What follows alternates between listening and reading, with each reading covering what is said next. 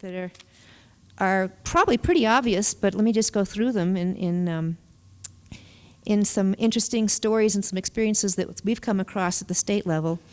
One thing is that there's competition now for our housing that isn't just local markets anymore. I think we all are beginning to recognize that not only do we have home buyers coming in from outside of the state. In fact, I believe that in 2006, about 30% of the homes that were built by the members of the Building Association industry in Montana were for out-of-state folks moving in.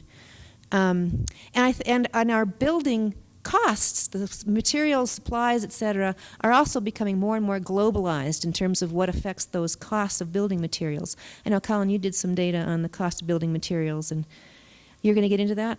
Okay, so they're going up faster than incomes are too, as it turns out. So that's some of the stuff that underlies why these things are diverging. One of the other major challenges that Montana faces is the whole question of infrastructure, particularly water and sewer. A lot of the towns in Montana built their systems between 1900 and 1920, their core systems, their core distribution systems. One thing that's happened since then, of course, is that the Environmental Protection Agency has come along and said, okay, if you all are going to be providing water to drink and you're going to have to be treating your sewage before it goes back into whatever water course it's going back into, we're going to keep making sure that we keep those standards up to where they should be. So the treatment facilities have had to comply with more and more strict standards as time has gone on, and they keep getting more and more strict as we get more people, more challenges to that going on. So that just keeping a system up to snuff right now is an expensive proposition for cities and towns and public water systems. What the hidden thing is that's sort of looming under the ground there and waiting to come out and spring on us is that the basic distribution systems in many, many communities are about at the end of their lifespan. An example is Cut Bank. Its system was put in 1914. They estimate that it's going to cost about $20 million to replace the core distribution system in Cut Bank for water, and another $20 for sewer. They're looking at $40 million worth of investment just to be able to keep the system they have right now going. And there's a lot of communities around the state that are in the same boat. So, of course, when we talk about affordable housing, one of the big items these days in getting a piece of land to put a house on is, what are the infrastructure costs going to be? Well, it is a challenge to figure out how to pay those if we charge them to the unit of housing that's being built on that particular piece of land. There's a limit to how cheap that house can be because that infrastructure costs money. You have to pay for it from somewhere. Years ago, we had a lot more public resources. We paid for them and subsidized them, if you will, for the homeowners years ago. These days, I don't know how we're going to do that. I think we need to re-examine that question of where do we get the money to pay for infrastructure. Right now, most of the infrastructure funding programs available at the state level are there and end up getting used for emergency situations, like the Cut Bank situation, where their system's going to fail if they don't do something about it now.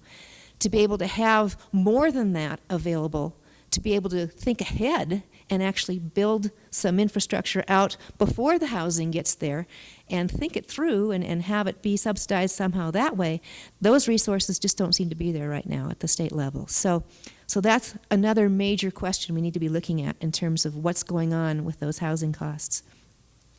I think when we were looking at the situation at the state, we said, well, what are the steps we can take? And one of them, of course, is that we certainly can preserve the housing we have. That's a good step to try to make sure we don't lose any of the housing that's out there right now. I think there's two big items there that I'd like to mention that are in danger of being lost right now. One of them are subsidized units that we already have in place. I think at the meeting we had in December, we came up with an estimate that there are about 21,000 units of subsidized housing in the state of Montana. That's housing for those folks for whom 30% of their income falls short of what rent would be. And so they're either getting vouchers where they get some supplement to help pay that extra cost, or they're in a facility that itself is subsidized so that they only have to pay 30% of their income. Unfortunately, 4,650 of those units are now on year-to-year contracts.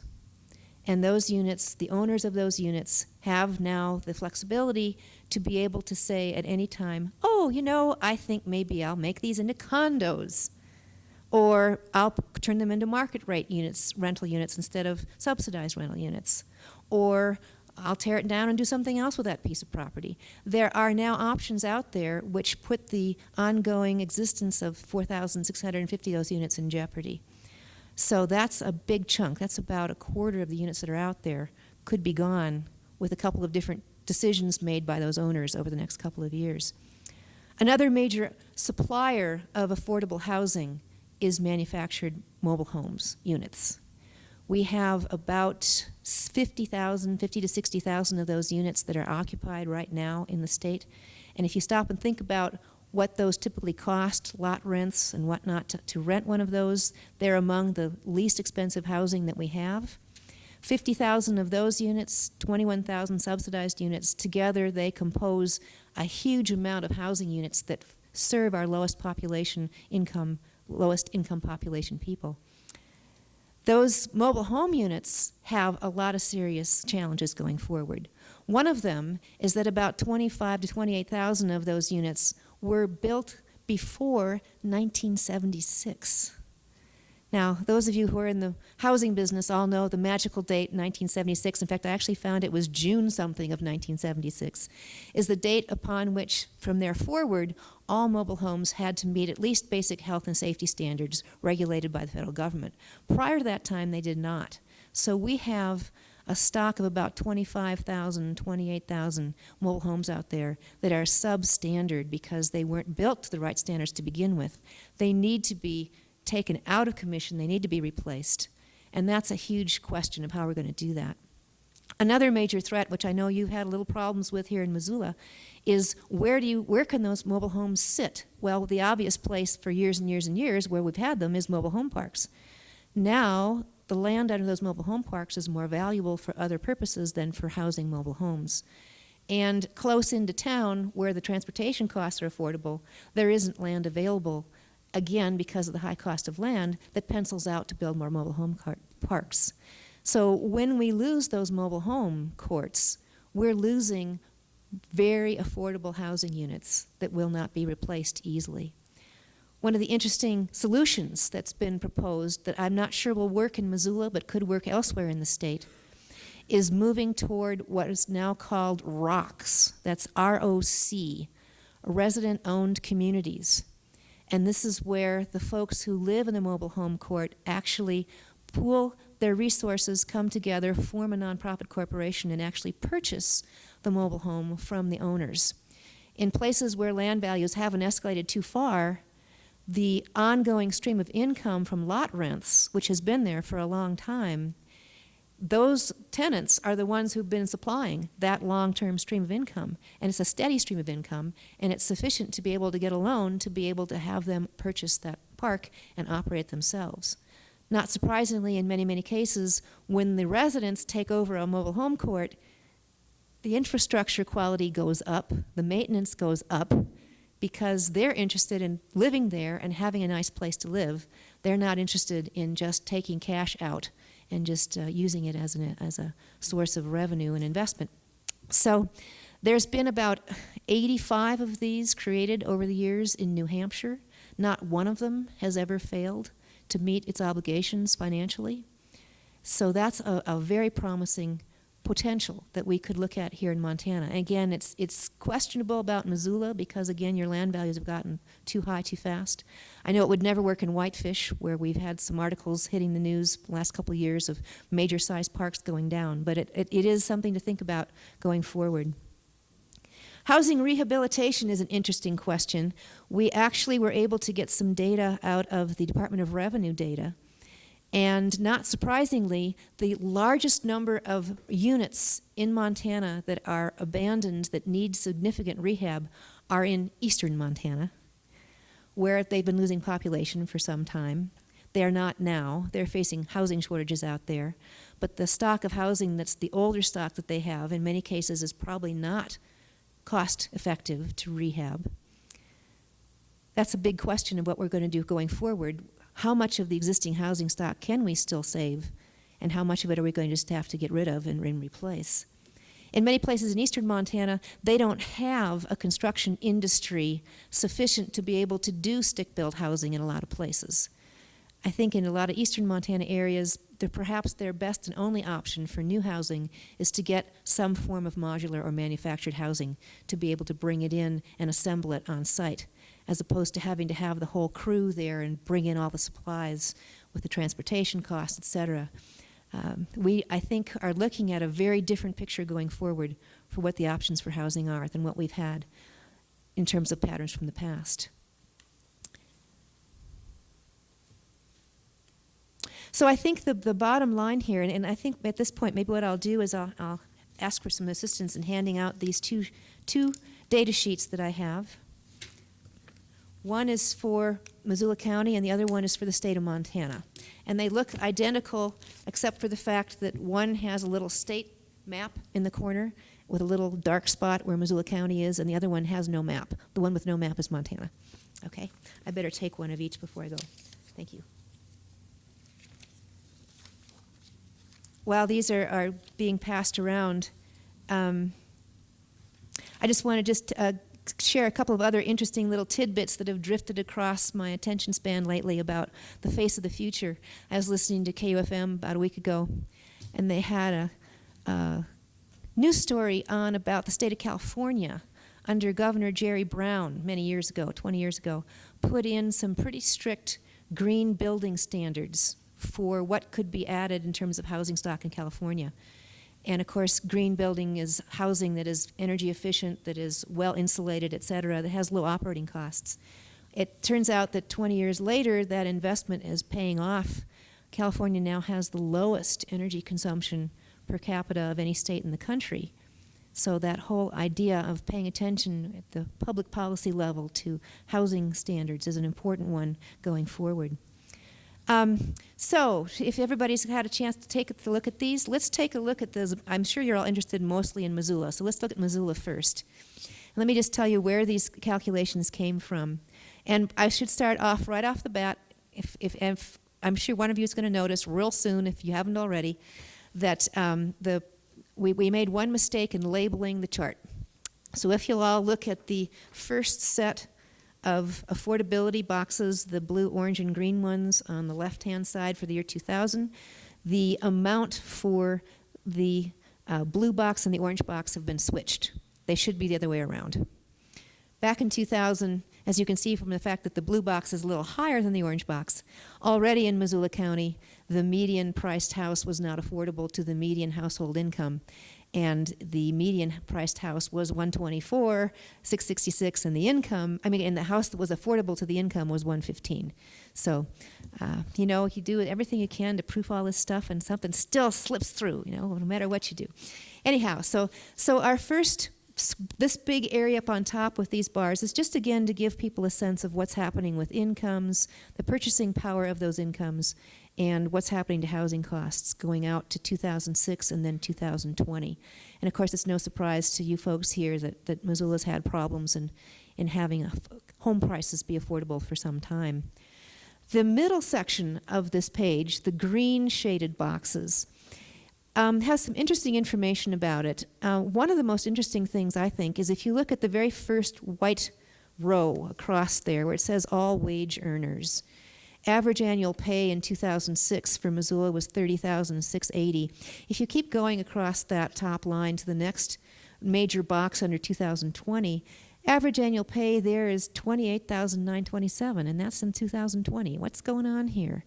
Well, this is reflecting the fact that Missoula's overall economy is shifting from having high-end wage earners, having high-paid jobs, to being much more of a lower-end service economy kind of a economy. So even though wages will probably go up in general for individual things over that time period, overall the mix is going to be declining.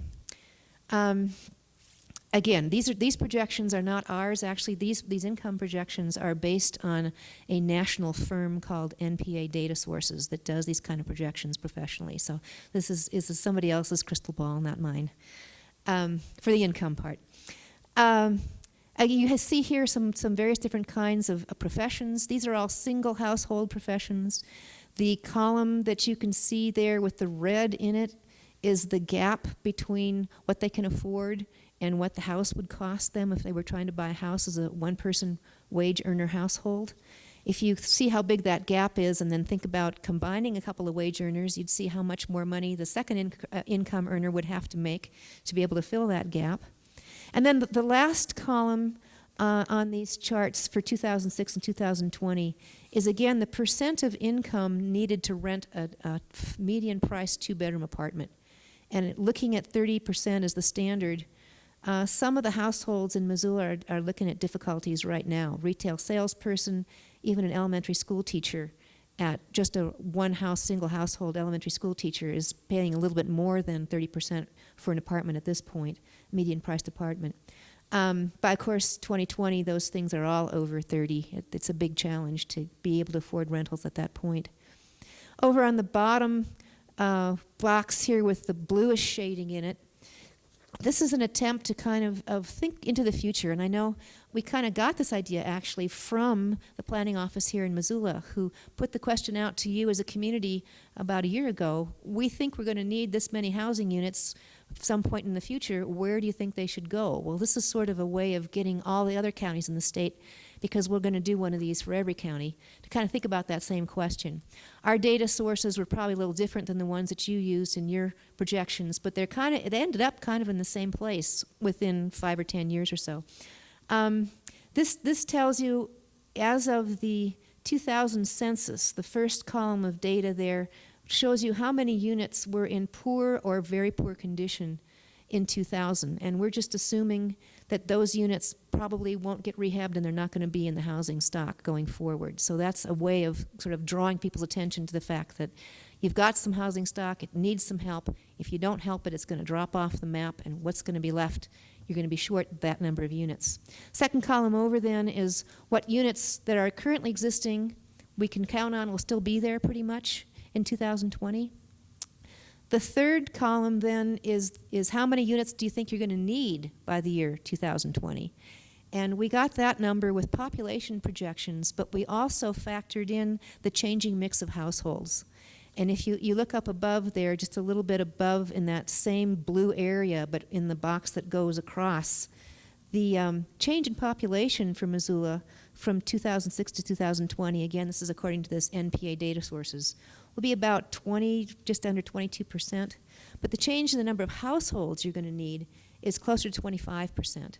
And in part, that's because of the aging of our population. We're going to have a lot more senior households going forward than we have before.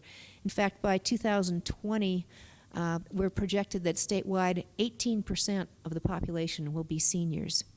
They typically live in smaller units. They live in, a lot of them are single. They live independently. So the number of units that we're going to be needing is more than just the change in population. Finally, the last column then shows a rough estimate of how many new structures you'll need to add to be able to accommodate the housing for the population that's going to be here. But we haven't made any decisions about how you want to do that housing. We've left it with question marks because it is an issue of how many of those new units are going to be single family, how many are going to be multifamily, how many are going to be manufactured housing. And that's part of the discussion I know that you've already started and that you're continuing today and going forward in what's happening in Missoula with your housing needs. So let me just stop there. And I won't go over the Montana statistics. They're based on the very same type of calculations, but this is statewide. So that's just for your own information for looking at the fact that there's now enough other areas in the state that are having difficulties that even statewide we're seeing the same kind of problems that you've been facing developing statewide as well as here in Missoula. So thank you. Nancy, thank you very much. At this time, I'd like to remind everybody that we're going to have an open forum for questions at the end of the program. I'd like to continue on with our speakers at this time and would like to introduce Nick Kaufman. Nick is going to do a PowerPoint presentation for us. And Nick's background, he received a bachelor's degree in economics and a master's degree in rural, town, and regional planning from the University of Montana. Currently, he is an instructor at the University Department of Geography. He has more than 26 years in planning and design of residential, commercial, and industrial development. His experience ranges from traditional neighborhoods and mixed-use developments to shopping and power centers, walking street commercial design and industrial parks, and even sports facilities. He is currently the vice president and a principal at WGM Group, Inc., located in Missoula, and has worked there for over 24 years.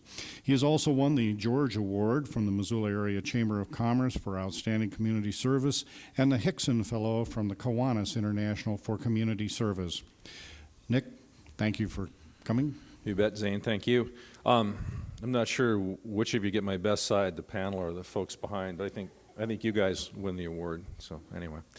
I'd like to talk to you a little bit. Nancy talked to you somewhat about the affordability side of housing, and so did Kim, in terms of the ability to buy a home.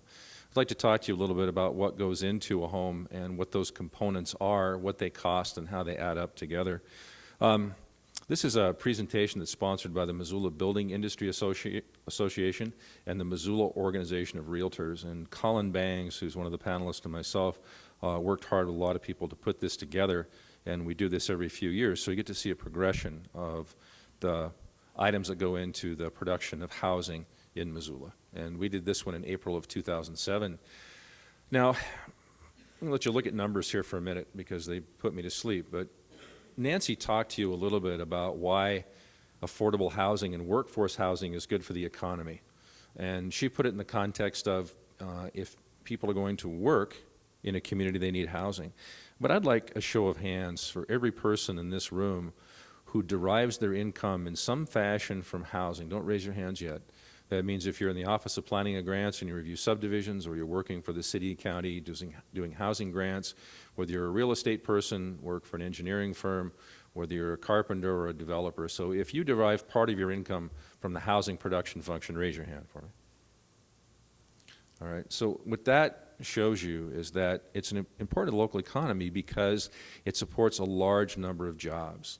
So if you look at the Center for the Rocky Mountain West, Larry Swanson's data, the top job producer for Missoula County in 2006 was retail, followed by healthcare. And then if you add construction and real estate together, you find out that they're number 3 in terms of the total number of jobs in Missoula County in 2006. So the housing production function is important because it provides affordable housing, workforce housing, and we're one of the largest employment sectors in Missoula County, at least we were in 2006.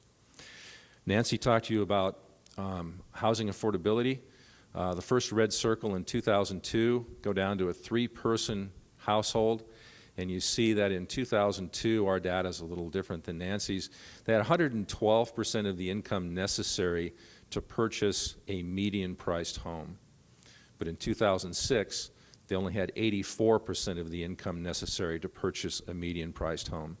And later, in the last quarter of 2007, they only had 65% of the income necessary to purchase a single-family home.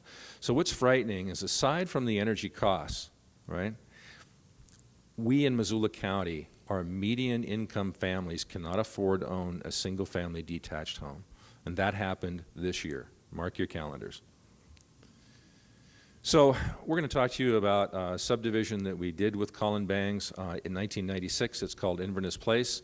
These are photos of the affordable, sort of modest homes over in the River Road area. And we're going to look at this subdivision over 3 time frames to see what it would cost to do in each of those 3 different years. And so the goal is market rate housing close to services at affordable prices. The site is on River Road, just south of the Clark Fork River, which you can see in the upper right-hand corner of the picture, and just east of Reserve Street. This is an air photo that shows the completed subdivision. It's certainly classified as an infill project with public sewer and water, mountain line transportation, and close to what used to be a neighborhood school called Emma Dickinson. But that neighborhood school, which is about 4 blocks away, is closed now. We have a growth policy. And the growth policy shows that we're looking for about 6 dwelling units per acre in this area, in the primary urban growth area. Of course, the background zoning is not congruent with the growth policy, and any development in this area would require a change in zoning to achieve the densities proposed in the growth policy. This is the zoning. It shows that some of the property has come into the city as RLD4, and we're doing it as an RLD4 with a PUD overlay back when the subdivision was done to achieve somewhere around 5 dwelling units per acre with all those services. This is an air photo of the completed project, Inverness Place. There's a park common area to the north. This was done to address some of the concerns of the adjoining property owners and to create a buffer along that side. Existing home and shop buildings in this area, and this comprises the new housing stock and the new street, Inverness Place, with a short court, adaptability here and here to keep infrastructure costs in control. You notice that we have boulevard sidewalks on one side of the cul-de-sac and curbside on the other. That's a constraint of the actual lot width, and it required a variance for that infrastructure modification. So initially, the subdivision review process, at least in our county, appears simple, consistent, and straightforward. That was before the legislature met 2 years ago. Fixed things up for us. So we're talking about development within the urban growth area. We're talking about a major subdivision, and we're talking about what the legislature calls a 60-day working process. Those are the expectations. Well, when you get into the process, it's not quite as simple as it might seem. So there's an intake form process, there's a pre-application process, packet element review, packet sufficiency review, the submittal of the packet for planning board review, and then in the city, a plat annexation and zoning informational hearing, and then a city council hearing. PAZ recommendation, and then a council vote. The last 2 steps can actually be consolidated in the hearing, and often are. But there's additional time and costs, and they include likely applying for a zoning change, because much of our urban area, even though the growth policy calls for higher density, it's never been implemented with zoning change. So you might look at a growth policy that is 4 dwelling units per acre or 6 dwelling units per acre, but the zoning actually might be 1 per acre. So now you have to go through a zoning change process. Planning board hearing, governing body hearings. And there is some good news in this slide, and I'll talk about it when I finish. These are the time frames. So preparation for a pre-application materials request and time between your application and you can meet with staff used to be 30 to 90 days. It's closer to 30 days now and actually can go faster than that.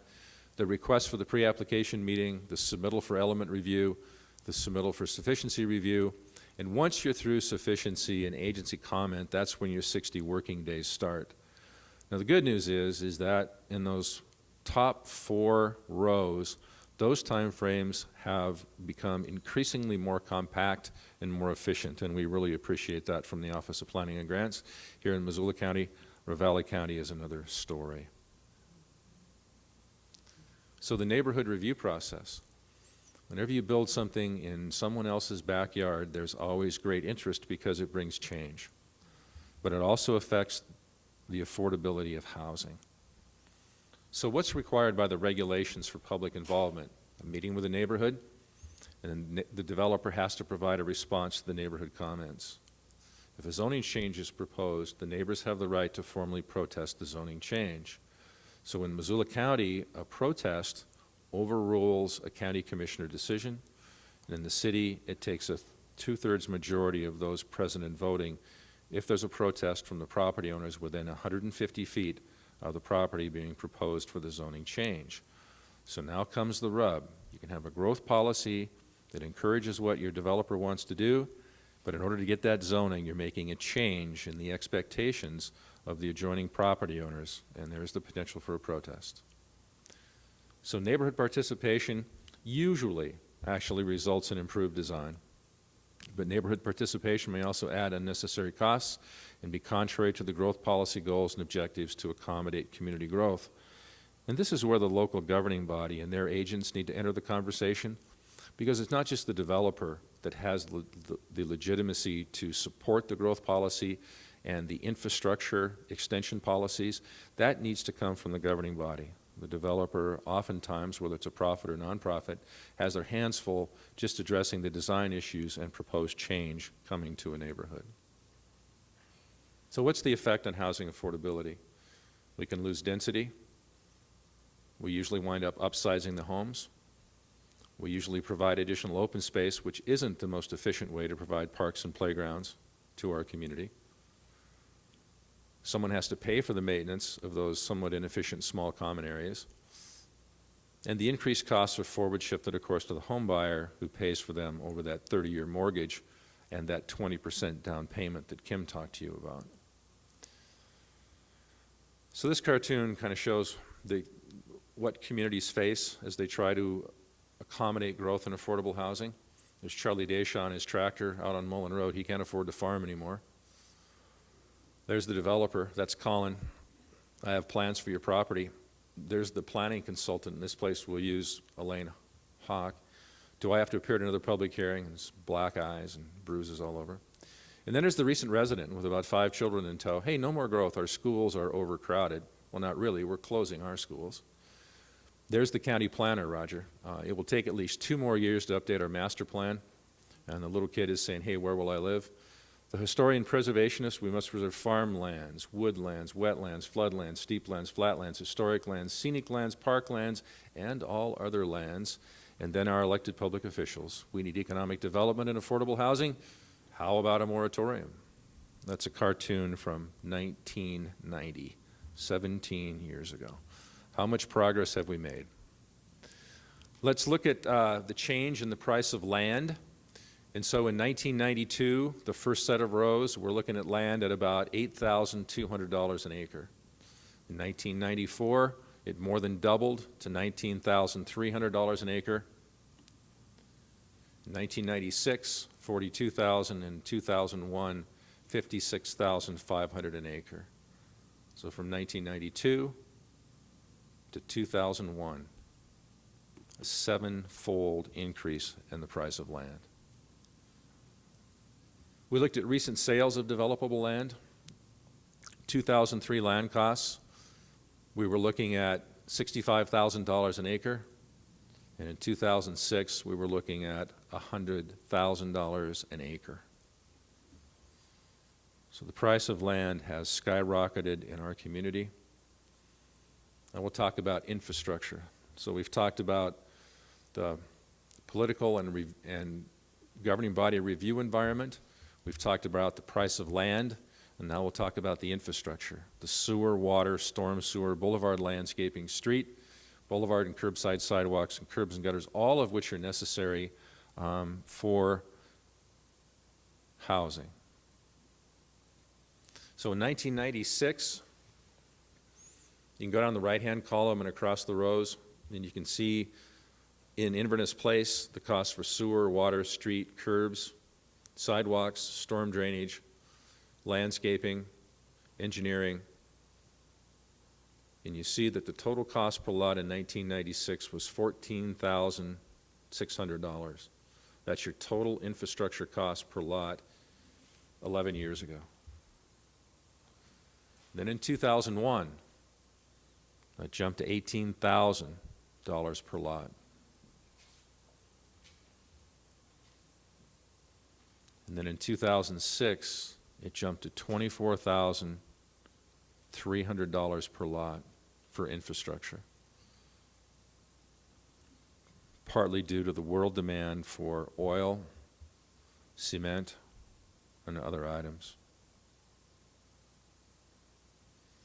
Here's the comparison from 1996 to 2006 on the infrastructure side.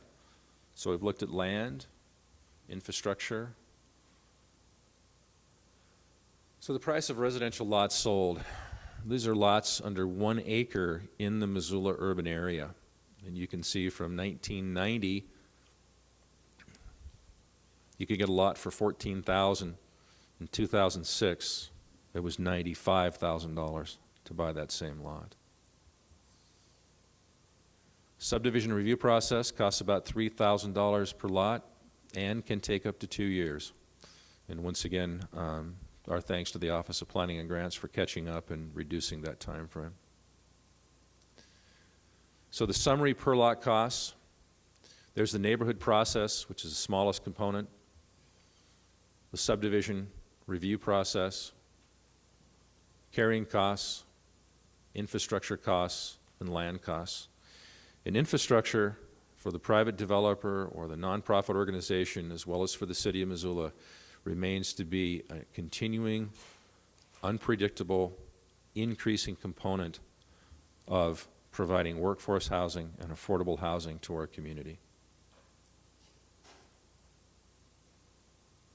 1996 construction costs on a 1,200 square foot crawl space home like the one shown in the picture was $56,544. So now I'm talking about the actual physical construction of the home. And there are the components that go into the construction of that home: permits, sewer permits, utilities, architect, excavation, concrete, framing, roofing, siding, windows, doors, heating and plumbing, insulation, cabinets, cleaning, insurance, and miscellaneous. It's a 1996 cost to build that crawl space home. In 2001, it shot up to $70,212. 2006, $96,404 to build the same home.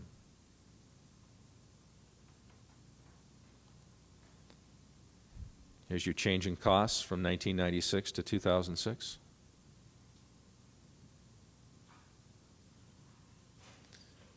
Here's your housing cost summary, comparison between 1996 and 2006, and you can see the percent increases.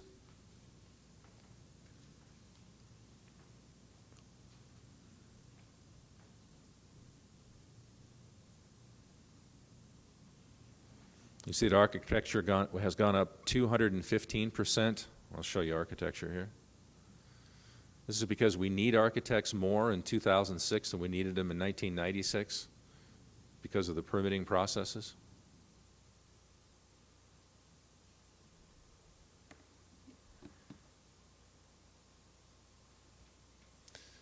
So the city of Missoula provides some perspective. Fee increases pay for increased costs and services, labor and materials at the local governing body level, accommodating increased public interest in growth and development, compliance with federal and state mandates, protecting the Missoula Aquifer and the Clark Fork River, extending police and fire coverage, and providing parks and open space. And these are what happens with the review fees, whether they're zoning review fees or whether they're subdivision review fees, or whether they're impact fees that come from the subdivision process or parkland dedications. This is a quote, I believe this is from Roger Millar, who's the director of the Office of Planning and Grants. And he says, "It is abundantly clear that solutions to provide affordable housing lie in the areas of increased density, where appropriate, to reduce per unit land costs, more attached housing, to make efficient use of expensive materials, use of new construction materials, techniques to further reduce cost, and streamline permitting to reduce carrying costs.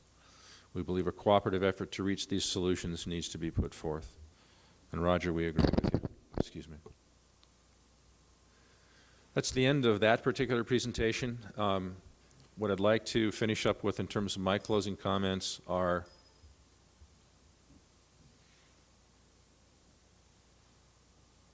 something's going to work here, one way or the other. The housing production function employs the third largest group of employees in Missoula County. We provide affordable housing and workforce housing, and for those of you who are nonprofit affordable housing providers, we help subsidize through donations and our time and talent contributions to that base. Okay? We pay property taxes, and property taxes are what support local government. And we pay the majority of fees associated with providing that housing, whether it's impact fees, review fees, increased park fees, building permit fees. Our industry is facing a challenge because of the economy at a national level and increased energy prices. As we continue to tax the housing production function through increased fees, we have a lower propensity to provide what all of us need most of all, which is jobs, affordable housing, and workforce housing. Thank you. Thank you, Nick.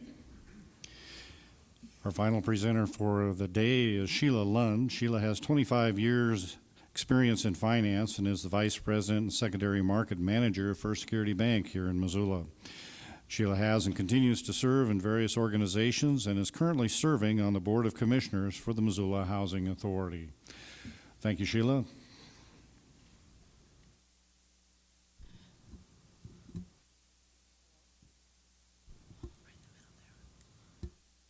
It was on. Good morning. Let's see. If you want to do it like this.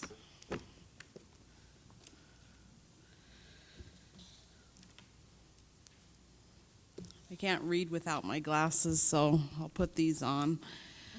I'm sure everybody's been aware of what's gone on in the media and radio, television, talking to your local neighbors about troubles with financing options and what's happened with the subprime situation across the nation. And I was just going to do an overview of some of the issues as a lender that affects the possibility of home ownership, not necessarily just in Missoula or the state of Montana, but across the nation.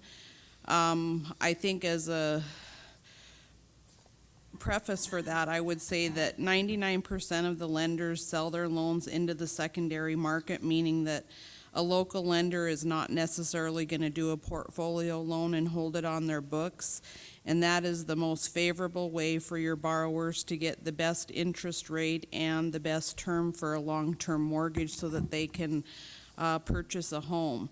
So things changed rapidly in 2007 with a variety of historical events that we are still experiencing today.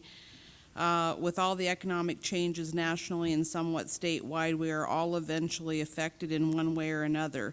This year has proven to be full of changes and lots of volatility.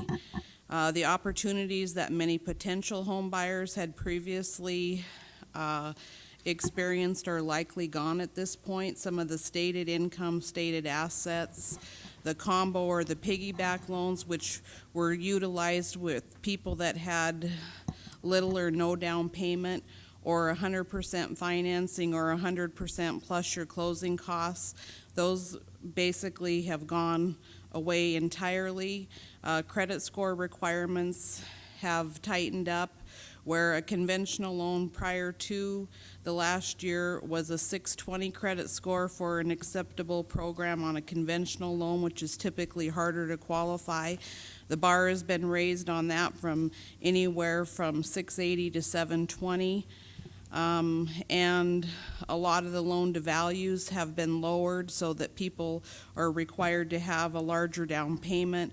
We haven't been put into the category yet of declining market areas, but there are areas that are around us in the Northwest. I just saw a bulletin yesterday where Bend, Oregon, Seattle, Bellevue, Washington, all of those areas are now looking at being able to finance less on a mortgage because they have slid into that declining market area. And borrowers now have to have a down payment, which in a lot of the programs previous, they could do 100% financing.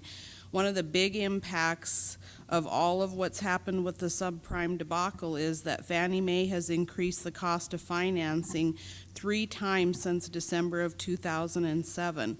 And they refer to these adjustments as loan level pricing adjustments, and they're based on borrowers' credit scores between 620 and 740 and loan to values greater than 60%.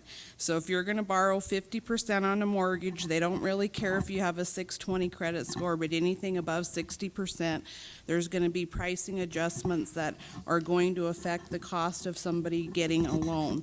And I have given you copies of what those loan level pricing adjustments are that went into effect June 1st, so you can look at the graph and see the credit score and then look at the loan to value, and the percentages are based on the loan amount. So as an example, if you were going to look at a $100,000 loan and your credit score hit was a 0.5 point, that's an additional $500 in closing costs to get the same interest rate that you could if your credit score was higher or you were borrowing less.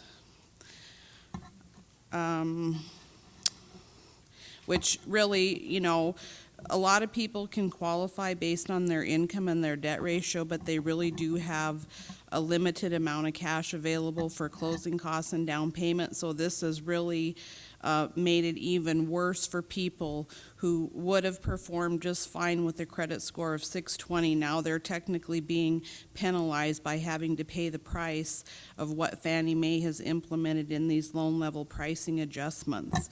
FHA has just implemented risk-based pricing, which I gave you a chart for that also, which is on the top of this, which it was always before that the upfront mortgage insurance premium that got added to the loan was 1.5%. Now that's on a tiered basis, depending on, again, the credit score and the loan to value. And they have changed their monthly premium from 0.5% to 0.5% to 0.55% for the people who have a lower credit score and are borrowing a maximum amount. I actually was reading something this morning, and there are possible changes in the future, a moratorium on FHA risk-based pricing premiums, and increasing the minimum down payment from 3 to 3.5%. I called HUD this morning, and that is a possibility. It's being sent out with different investors' emails for updates for lenders, but even the person that I talked to in Helena could not verify for me this morning whether or not that would actually take place or not. But if they do away with the risk-based pricing, I would assume that the interest rates would probably increase to cover that cost, and the mortgage insurance is for the lender in case the borrower defaults on the loan. It has nothing to do with life insurance or any benefit like that to the borrower. And then, so the drawback to that, if they increase the down payment requirement, that hurts us on that side as well. Let's see, HUD has recently terminated some of the seller-funded down payment assistance programs, which go into effect October 1st. One of the popular ones that people have been using in our area is called the Genesis program, where the seller would actually pay the cost of that and funnel it into a nonprofit agency that would then gift the money for the down payment. And I think HUD thought that that was a circumvention of the no seller paid down payment. A seller can pay closing costs for an FHA loan or a conventional loan, but they cannot assist with the down payment. So again, we have limited resources for people who need down payment assistance. We utilize the Home Start through the Federal Home Loan Bank in Seattle a lot, which is a matching grant program, which is awesome for people. They are required to save $1,666. They get a matching grant of $5,000. If they sell the house in a year, $4,000 of that would be paid back. If they stay there for more than 5 years, they pay nothing back. So it's a great incentive for people. We use HRC, which is the Human Resource Council. Unfortunately, most secondary market lenders do not recognize either of those sources for acceptable down payment. So the only avenue that we really have to sell those loans to get the borrowers the best rates are to the Montana Board of Housing, because they recognize that as an acceptable source for your down payment.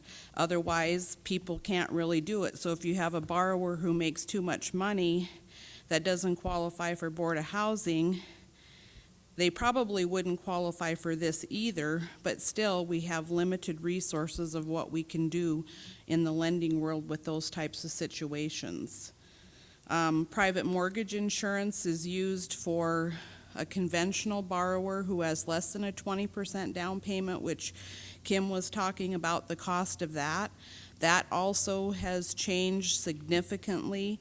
The minimum is a 620 credit score, but depending on the loan to value, if you were going to try to do a 97% conventional loan, then the cost of that private mortgage insurance has increased, and overall the cost of the private mortgage insurance has gone up 20% since 2007. So that's another additional cost to the home buyer.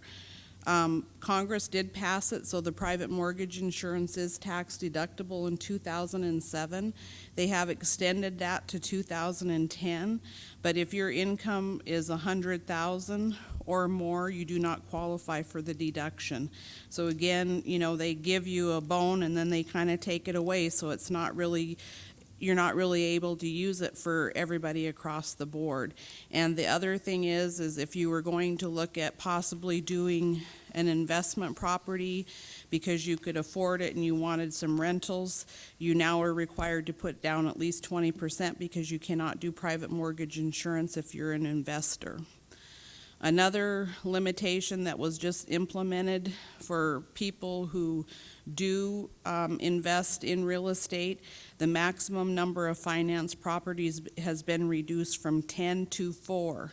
So if you're financing something other than your primary residence, you have to have a limit of 4 units that are financed. You can own more, but you can only have loans on 4. And of course, that's all done through the process of the credit report. You match up somebody's real estate owned with what's showing on their credit report.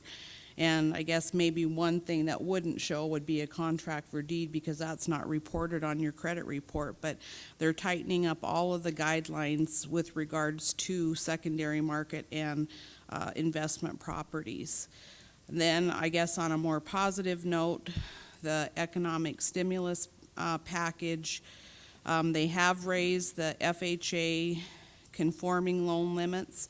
In Missoula now it's up to $291,250, which is great. It was around $225 last year. And so really if you're looking at an upper priced home and you have somebody who has not much cash for a down payment, they can utilize this program rather than possibly looking at a conventional loan. One of the things that has also increased is the maximum loan amount for the jumbo loans is what we refer to. Unfortunately, the misconception that we've probably funneled more questions over is it went up to 620 or 729 in a lot of areas in the U.S., which is for high cost areas. Missoula County or nowhere in the state of Montana, the statistical metropolitan area qualifies for a high cost area. So our jumbo financing for more expensive homes has basically gone away. The interest rate since last November has been about 8.5%. So those people that are looking for, you know, a more expensive home are having more difficulty financing them. What we would do before is utilize a first mortgage at the 417, which was the conforming loan limit, and then do a piggyback or a combo loan to pick up the difference. There was a great program, a 30-year fixed on a second, which is unheard of, and the combo and the piggyback loans have totally gone away. We don't have that as an option either. Let's see. More recently, the Housing and Economic Recovery Act of 2008 was signed by President Bush. With this, there are eligibility and income limits. Effective dates are on or after April 9th of 2008 and before July 1st of 2009. The tax credit is $7,500 and there is a payback provision. The tax credit may not be available with all loan programs or financing options, which this is something I just read yesterday from an email from the Board of Housing. The people that do Board of Housing loans apparently do not qualify for this tax credit because of a difference of what is identified, I think, as a true first-time home buyer.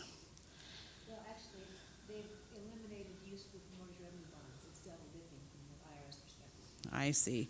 So the people that maybe could have, you know, gotten some benefit from it if they're doing a Board of Housing loan, they don't qualify for that tax credit. So just so everyone knows, you know, about that. In some of the discussions that we've had recently through the Missoula Adapt, we've been talking about mixed-use properties where you might have a business and a residence in the same building or whatever, and I have provided updated information for everyone about that. It's a great idea, but I think before people assume that it's going to work and people can get financing, they need to check with their local lenders because there are a lot of stipulations that would not allow for mixed-use financing, whether you were working with a commercial customer that wanted to do a business loan and have a residence in the same house, or vice versa, where you have, primarily a residence and a daycare or something like that. So that I thought would be useful information. And then also, which I don't have it with mine, but I included some information about condominiums, because that's kind of the new buzzword around Missoula. And I would say that most lenders in Missoula are really not that educated about condominiums. We're in the process of getting there, but because of all of the changes, again, that have occurred with that, I know that Nancy and I have had various conversations going back to last summer about insurance and other issues with condominiums. And basically what Fannie Mae has done is put all of the responsibility onto the lenders to review the entire package for the approval, to make sure that everything that has to do with the detached, attached, the budget, the reserves, absolutely everything that would comply, the reps and warrants. Now the lender is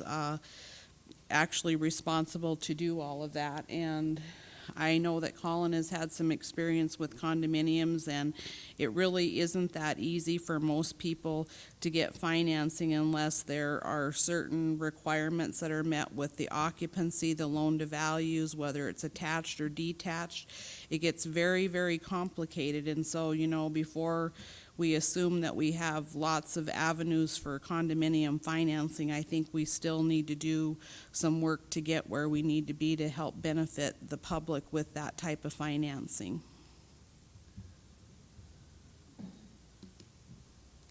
Thank you. Thank you, Sheila. We're hearing a lot about obstacles in the availability of affordable housing and the future of affordable housing. I'd like to introduce the balance of the panel members now, or self-introduce the balance of the panel members. Start on my left with Andrea Davis. Andrea, if you could give us just a bit of your background. Certainly, Zane, I'd be happy to. My name's Andrea Davis. I am the Director of Planning and Development for the Missoula Housing Authority. I'm a Montana native. I'm from western Montana, Kalispell, Montana, in fact.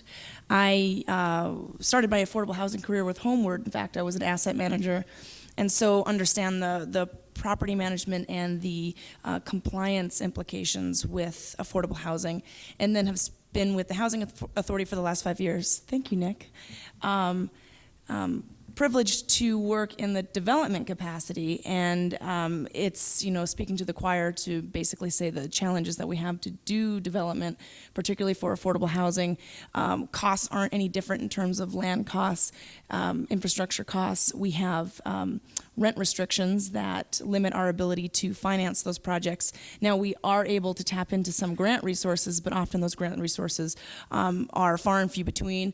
We have our peer agencies that are utilizing the same pool of funds, and so just to wrap up, what I'd like to say is that coordination and collaboration is absolutely necessary as we move forward. The Housing Authority largely focuses on the rental population, and we do have a small homeownership program through our Section 8, which actually we have a homeownership celebration coming up in partnership with First Security Bank and Homeward and Human Resource Council. A number of organizations came together to get one person housed, which is indicative of what it takes, the amount of resources to get one low to moderate income person housed in a homeownership unit. But without affordable rentals, we will be in a situation where folks won't have the capacity to save the down payment and establish themselves to become homeowners. So I know our conversation largely today is about single-family homeownership and multifamily homeownership, but I would like to just leave you on a note to say that we must keep in mind affordable rentals when participating in this discussion. Thank you. Thank you, Andrew. Colin Bangs. Looking around the room, I see almost nobody that needs an introduction to me, so I'll make it short. I'm a farm boy from Inverness, Montana. Been selling real estate for 36 years, been doing developing entry-level housing for the last 15 or more. Thank you, Colin. Elaine Hawk. Elaine Hawk, I'm a land use planner with Territorial Landworks. I'm a graduate from the University of Montana and a native from Stevensville, Montana. I started my career with land use planning with the Office of Planning and Grants and was with them for about 5 years, and now in the private sector. Thank you. Ryan Morton? Ryan Morton. I'm with the Missoula Building Industry Association. I'm from Missoula, have a degree from the University of Montana in economics and communication studies. And just as a point of introducing, what we're looking at is looking at what we can have some sort of control over in terms of providing housing in Missoula. One of the things we're looking at as well is infrastructure, especially at the state level on sewer and water. And anyone that wants to join that fight, please feel free to contact me because it's one of our top priorities. Thanks. And Ruth Link? Hi, I'm Ruth Link, the Missoula Organization of Realtors. I'm their Public Affairs Director, and I am also a native Missoulian. I went to the University of Montana with a marketing degree, and we're just looking at solutions to get Missoula housed. Thank you very much. Again, I appreciate everyone's participation, and I would like to ask if we have any questions from the audience. We have a great panel, a number of very educated and qualified people. If anybody has a question for the panel, certainly now is the time. Raise your hand. We'll provide you with a microphone. We've got some issues on how to provide affordable housing in this community, and hopefully somebody has a solution to how we're going to do that. I would like to ask the panel a question then in that regard. Are there examples in Missoula of any voluntary projects that have led to affordable housing, and how are these projects doing today? Anybody familiar with any? By voluntary, I'm talking about many communities have, by government regulation, imposed certain criteria through zoning or subdivision regulation on mandating certain types and amounts of affordable housing. I'm talking about a voluntary program. Anybody familiar with any that may exist in Missoula area? None? Okay. Any questions from the audience? Anybody have a question? Yes. Hi, my name is Betsy Hans. I'm the director of Homeward, and I just wanted to ask the panel, and maybe Nancy, who's most familiar with homebuyer education and its role in first-time homebuyers purchasing their first home, if you could just elaborate on how you think that will help with this discussion. Sure. The Board of Housing has for many years now required a certain portion of their homebuyers to take homebuyer education. And what we have found over the years is that our delinquency and default rates are lower because we've had folks taking that class up front. I think that we're moving in the direction of requiring it from a larger percentage of our homebuyers as time goes on. In fact, our brand new 2008 loan program we just launched, today's Tuesday, yesterday, I have to keep track of which day is which, with our first bond issue of the year, because of course the subprime market has really done a lot of damage to our capacity to be able to borrow money cheaply enough to be able to turn around and support less expensive loan rates for folks as well. But our new guidelines under Fannie Mae for our new MBS program require all loans in the MBS program to have homebuyer education. I think it's even more critical now that we have seen what kind of trouble people can get themselves into if they don't understand the intricacies of financing, and that some of those loan products may not be the best fit for what you're trying to do. Of course, a lot of those loan products, as you pointed out, Sheila, aren't around anymore. But I think that it's always, I guess the way to look at it is to say that for most folks, buying a home is the largest financial investment that they're going to make in their entire lifetimes. And what we'd like to be able to see with our homebuyer education classes is that they have a chance to learn fully about what that involves before they do it, so that they have that information going forward. We have homebuyer education classes here in Missoula that we sponsor, taught through Homeward, and they're, I believe, free, are they?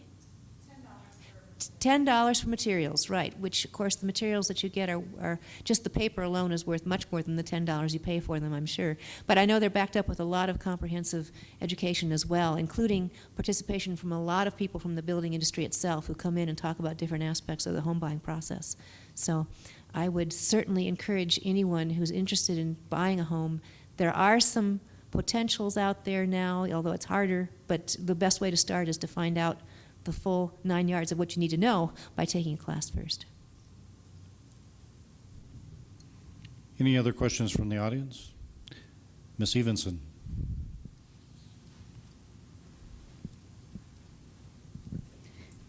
Thank you. Yes, actually, I was curious to know.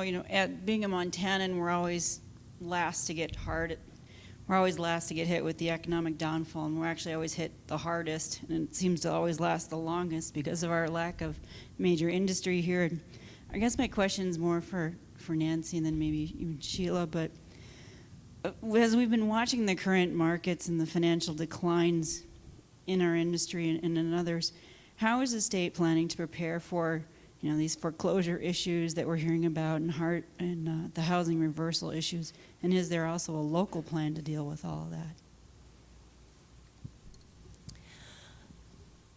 We have some statistics. In fact, I have a couple of maps with me that are tiny that I can show you afterwards that indicate where subprime lending took place in Montana and where we're most likely to see our higher rates of foreclosures coming into play. In general, Montanans did not do as much subprime lending as other states in the country have done.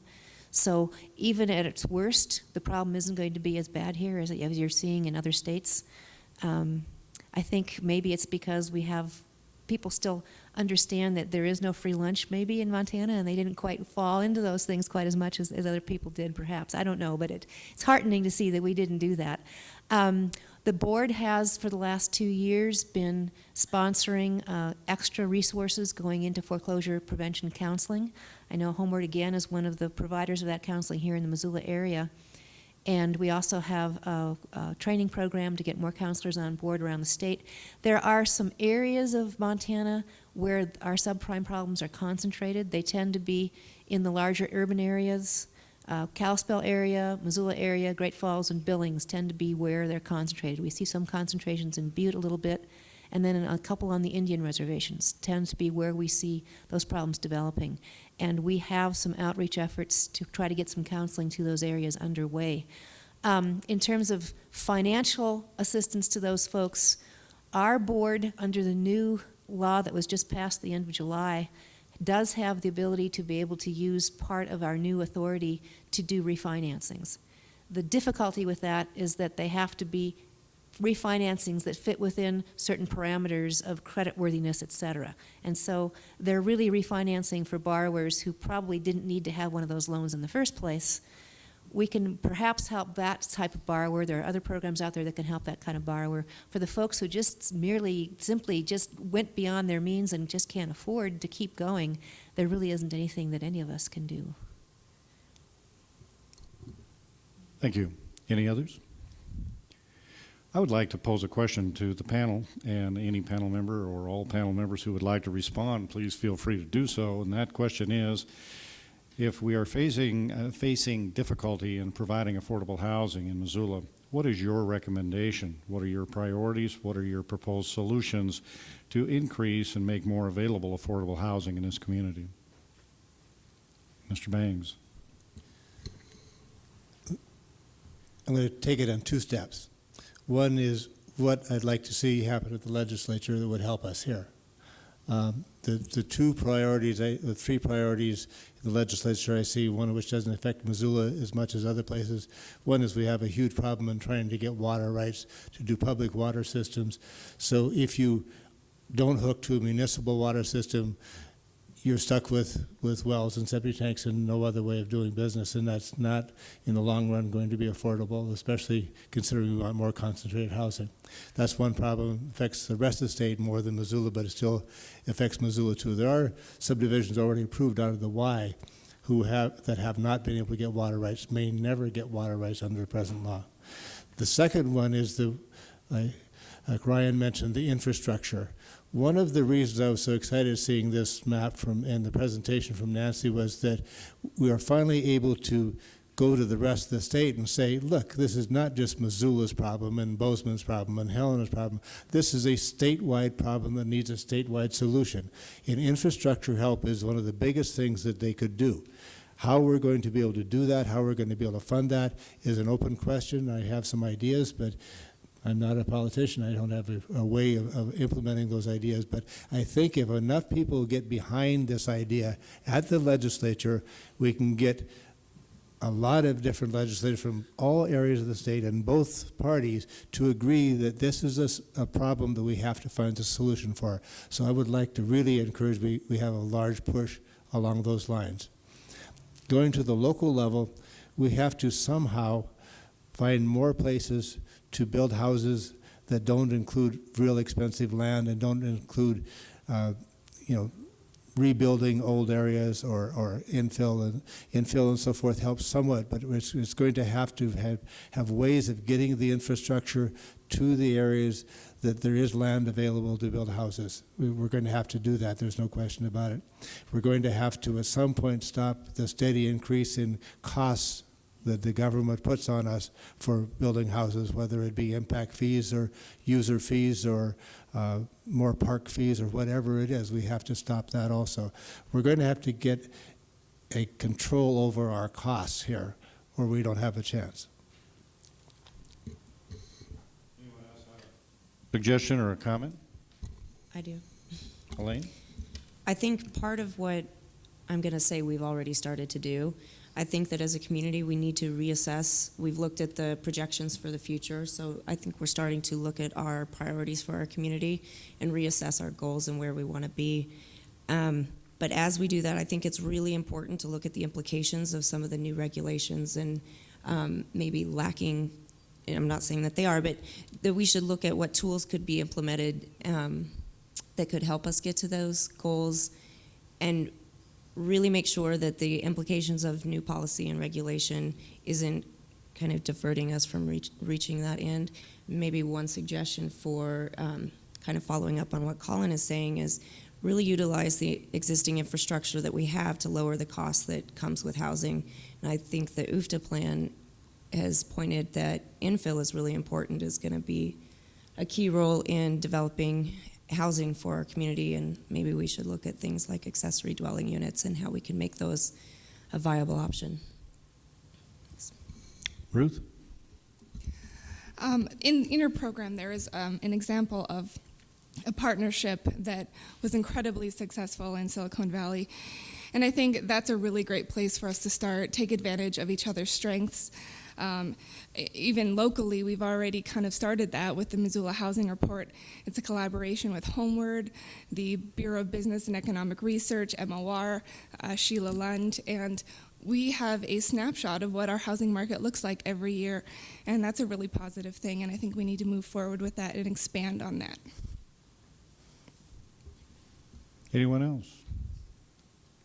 Andrew?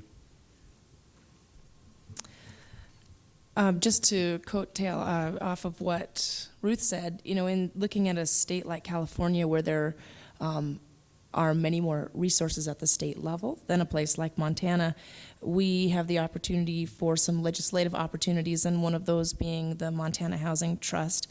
We have a legislator in the room, Betsy Hands, and Nancy Leifer has also done much work on the Housing Trust Fund, opportunities that can benefit both affordable rental and home ownership. We need to start creating more resources at the local and state level, because the federal government is forever going to be pulling back, or at least it appears to be pulling back its resources. And we certainly feel that at the Missoula Housing Authority, where much of our housing subsidy that affects the folks that Nancy was mentioning earlier, those that pay 30% of their income towards rent and are subsidized, we are receiving less and less of those funds on an annual basis. So how do we make that up? How do we continue to provide resources for those most in need in the community? And local control, I think, is what's going to be necessary, which is something that Colin mentioned as well. So the Housing Trust Fund, and I don't want to use the T word in terms of taxation or any of that type of thing, but taking a look at our structure, obviously, is, I'm speaking, I know, to the choir on this, but that's something we're going to have to examine on a state and local level as well. Thank you. Nick?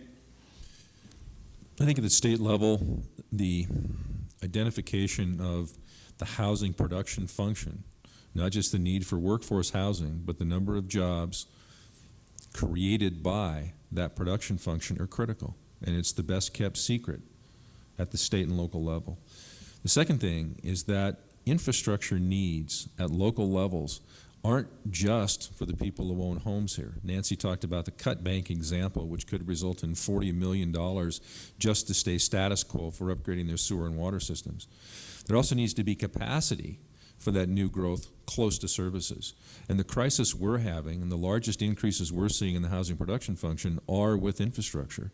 So unless the state of Montana can come up with a way or a method to help finance the replacement of infrastructure as well as the expansion of infrastructure, we're not going to achieve our goals for the person in the middle. The person at the bottom is taken care of.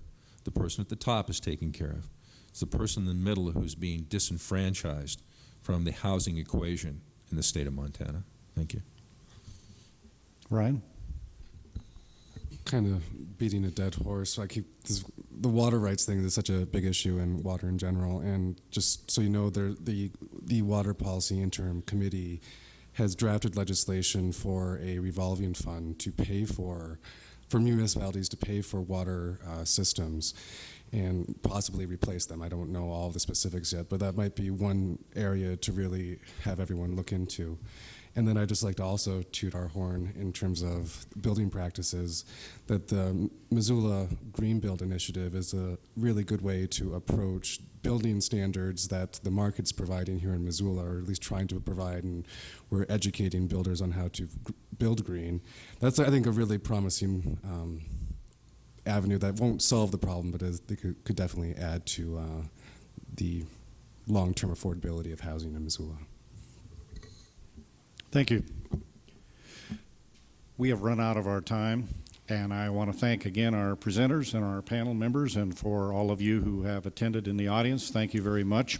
Appreciate your turnout and your interest. I think this has been a worthwhile discussion, and I appreciate ADAPT's putting this on.